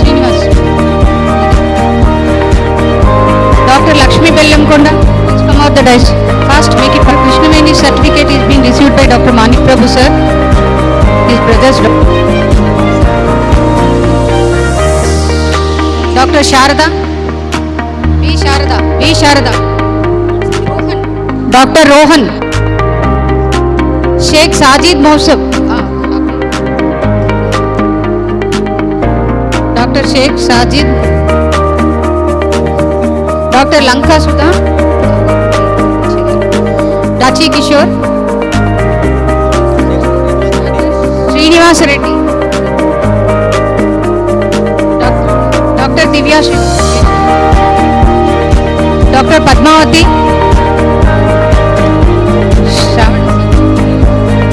Dr. Narsing,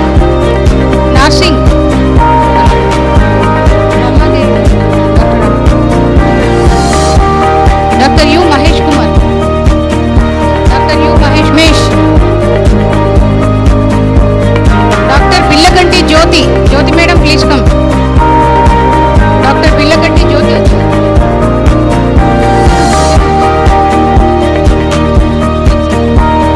Ravikanti Chandralekha,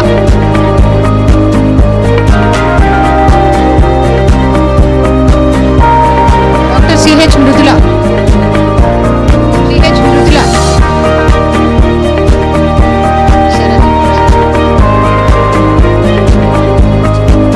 Randi, Srivani madam.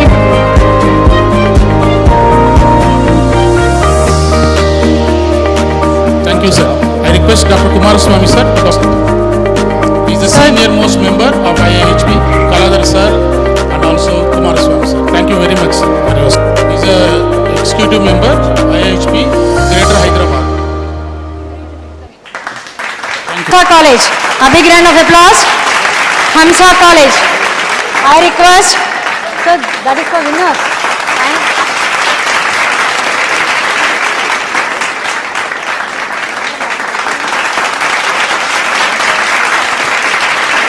And give in the last.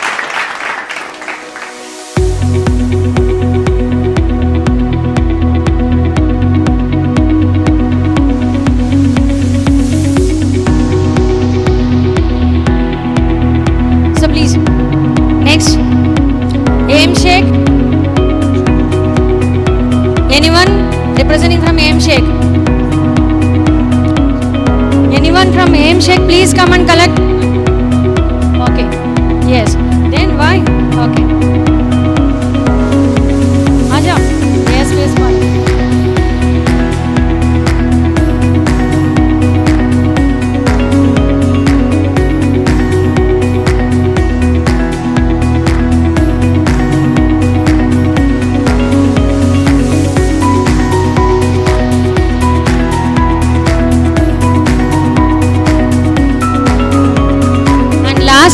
The winners are? Yes, any guesses? Come. Yes.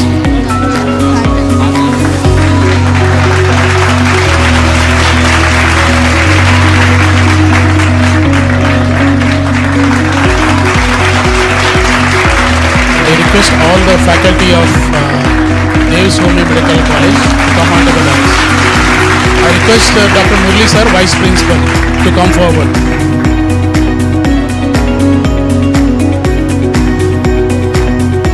So, give them big round of applause.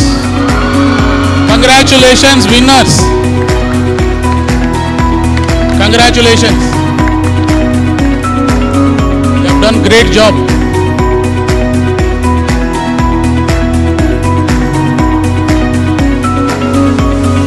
Congratulations to Dev's College and all the faculty for winning up this quiz competition.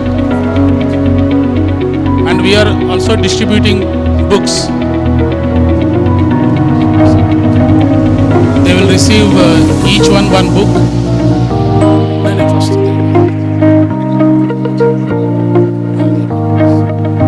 So Organon made easy by Dr. Modi sir. They will be receiving. And all these prizes of quiz competition are sponsored by Dr. Noman Siddiqui on behalf of his name of grandfather, Dr. Badruddin Siddiqui. Thank you, sir. Thank you. Noman, sir, come forward. You are always shy. Why? Thank you, sir. Thank you.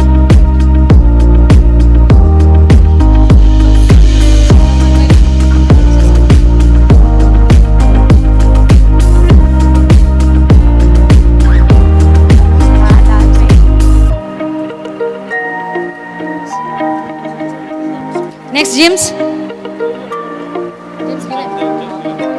Next, James Sheikh also. And Chandigarh also. Chandigarh. Hello. One second. Regarding this Iron Man, Dr. Srikanth Pillai will say what it is. Please, Dr. Srikanth, you can just go to the front.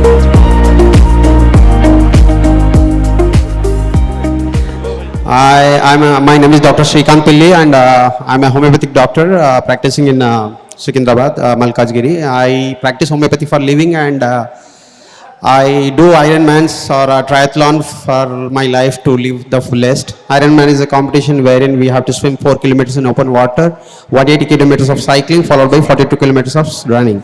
This has to be done in 15 hours and there are hardly few athletes from India, out of which I am the only homeopathic doctor in India who has done and bagged the title Ironman. These competitions happen only in abroad, either in Europe and USA. So last 2022, I went to Kazakhstan. I completed the task in 14 hours, as you can see in the board.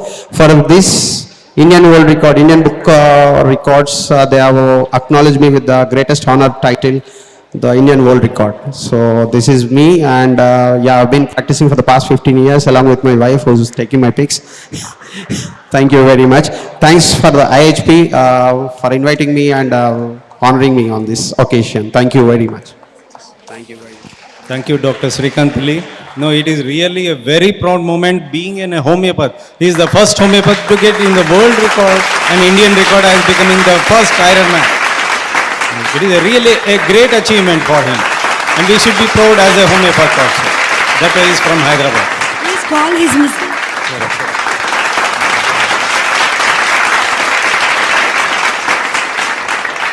Yeah, I mean, this endurance activity cannot be done without the help of my wife. She is Dr. Sucharita, and even she is a homeopathic doctor. She was my junior in my college, JSPS, and yeah, we both take care of homeogenesis homeopathic clinics.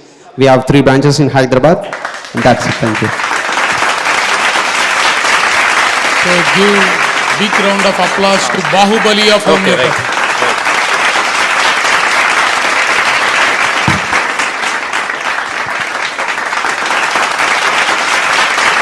I would like to invite all the volunteers who have supported us throughout the event. I request Tanveer sir and MA Rao sir to appreciate all the volunteers, please. I request Satish sir along with Mahesh sir to facilitate all the volunteers, please.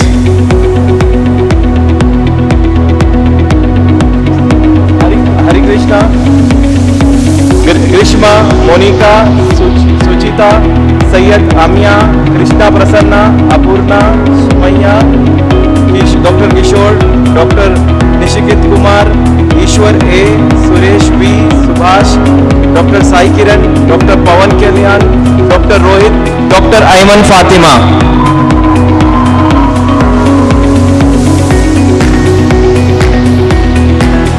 I think they were the real force behind this seminar, without whom this seminar wouldn't have been completed or would have been successful.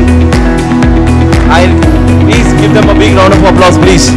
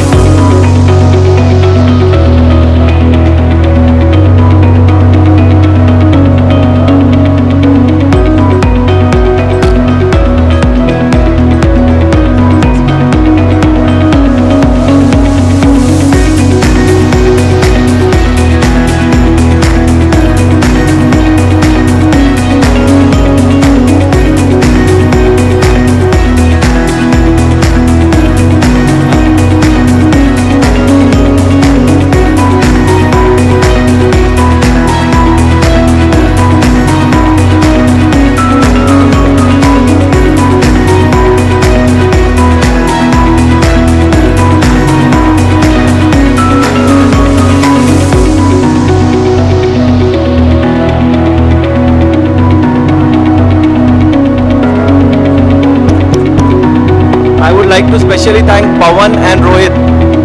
They have worked very hard. But even Aditya had worked very hard.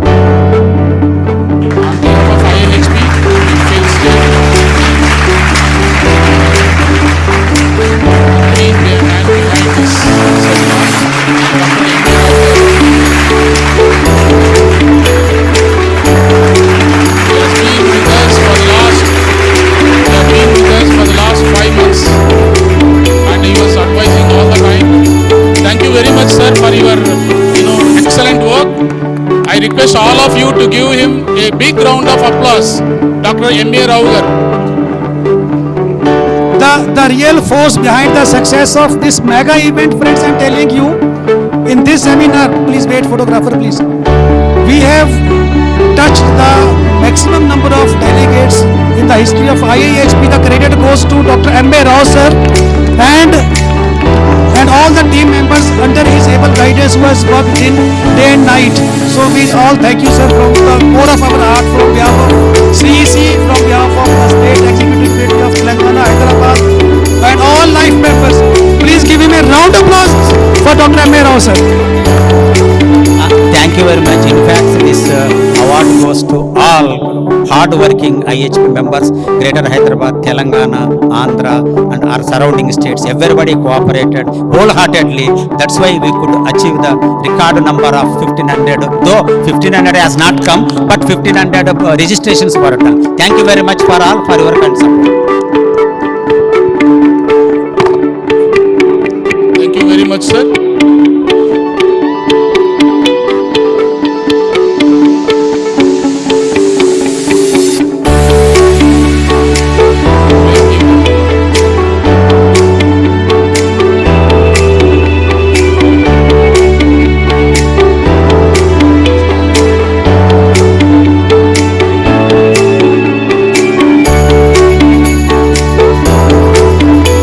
Dr. Shailendra is one of our hard team who has supported us all over this conference for this national seminar.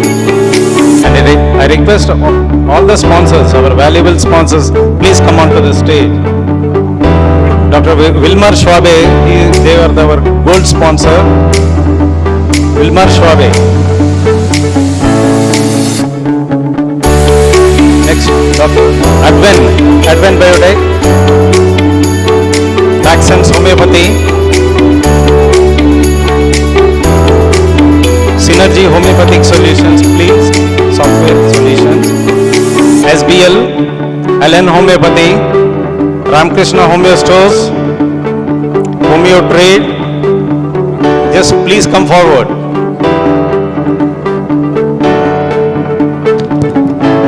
And Sri Srinivasa Infra.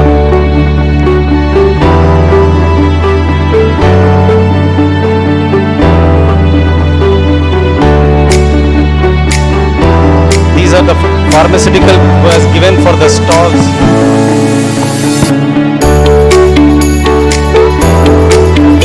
Ramakrishna Homeo Stores, Ellen, Ramakrishna Homeo Stores.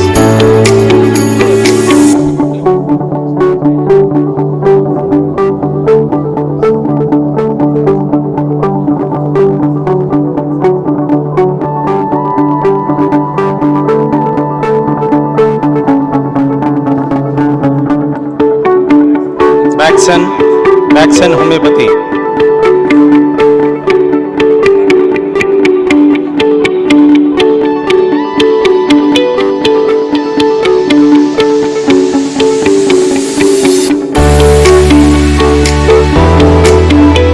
SBL.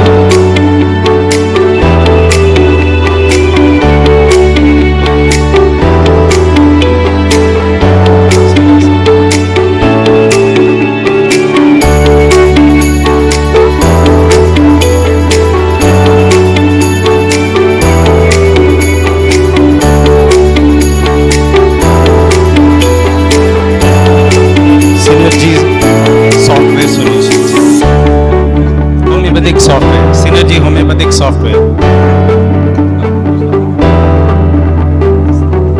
Synergy Home. Srinivasa Infra.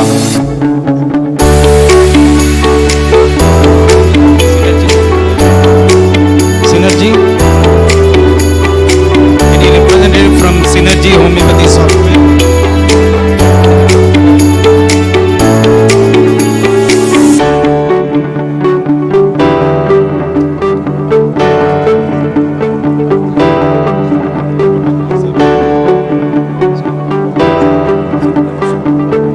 Life members, please come forward. So now Iihp members, please come forward. Doctor. Professor and HOD Pharmacy at Jim's College. Come on to the dais. On behalf of Dr. Raghuram sir, Pawan Kalyan is receiving the memo. Thank you very much, sir. Please convey our thanks. I, Dr. Mahesh Pagdala, National Secretary Finance and Organizing Secretary, on behalf of Iihp, would like to take a moment to express our gratitude to a source of strength and inspiration for many of us, the Almighty. We are grateful for the wisdom and understanding that we have been granted, enabling us to explore the mysteries of healing and wellness through the lens of homeopathy. With the blessings and grace of Sri Sri Sri Tridandi Ramanuja Chinna Jiyar Swamiji, we were able to make this event what it was. My utmost thanks to the directors and principals of Jim's Homeopathy Medical College, MNR Homeopathy Medical College, Hamsa Homeo Medical College, Guru Nanak Homeopathy Medical College, BVVS Medical College, Iihp Homeopathy Medical College, Chandwad Homeopathic Medical College, and from Chandigarh Homeopathy Medical College. All of you who were present, your participation was a big one here. Our event valuable sponsors, Maha Cements, they were the chief patrons and sponsors for this event. Jim's Homeopathy Medical College are the platinum sponsors for breakfast, for our delegate kits, and Wilmar Schwabe India, they are the gold sponsors. Baxon Homeopathy Medical College, Ramkrishna Homeopathy Stores, Synergy Homeopathy Software, Advent Biotech, SBL, Allen Homeo Pharmaceuticals, Homeo Trade, and Sri Srinivasa Infra. Your financial contribution as well as your dedications to our shared mission, we have enabled us to bring together experts, practitioners, and enthusiasts from across the nation, Oman and Abu Dhabi, to exchange knowledge, insights, and expertise. My deepest gratitudes to all the speakers, Dr. Praveen Jain, Dr. Niranjan Mohanty, Dr. E.S. Rajendran, Dr. Muktinder Singh, Dr. Tanveer Hussain, Dr. Deepak Sharma, Dr. Rashid Akhtar, Dr. Santosh Kumar, Dr. Shashikant Tiwari ji, Dr. Naveen Pavaskar, Dr. Zamir Rifai, Dr. Samir Chaukar, Dr. Naimunisa Begum, Dr. M. Ramay Dr. G. Chandrasekhar, Dr. Himabindu from CCRH, Dr. Kiran Mai from CCRH, Dr. Kaumati Padmawala for her wonderful Mediquiz. We are deeply honored to have had the opportunity to learn from you, and we look forward to the continued advancement of homeopathy with your gracious guidance and expertise. My special thanks to the Central Executive Committee members, Padma Shri Dr. V.K. Gupta ji, Presidential Honor, Dr. M.A. Rao, our Chief Advisor. Sir, you have always believed in me, and my sincere thanks for always being with me. Dr. Tanveer Hussain, our National President, Dr. Sudhanshu Arya, our National Secretary General, Dr. K.S. Shivamurthy Garu, National Vice President South, Dr. Har Prakash Sharma, Iihp President from Haryana, Dr. Ajay Odahad, our advisor, Dr. Gayatri Devi, and all other CEC members.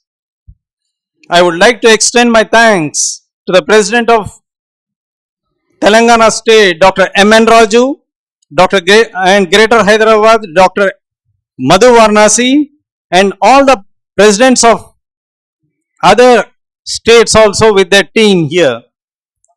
Words cannot express my gratitude for the help given by my supporting team for supporting this national seminar in any capacity. I would like to take a moment to appreciate Dr. Satish Krishna, Dr. Noman Siddiqui, Dr. Srikant for working 24/7 and for being there for me. Dr. Venkat Narayana, Dr. Bhaskar, Dr. Shailendra and all other for their timeless hard work and support.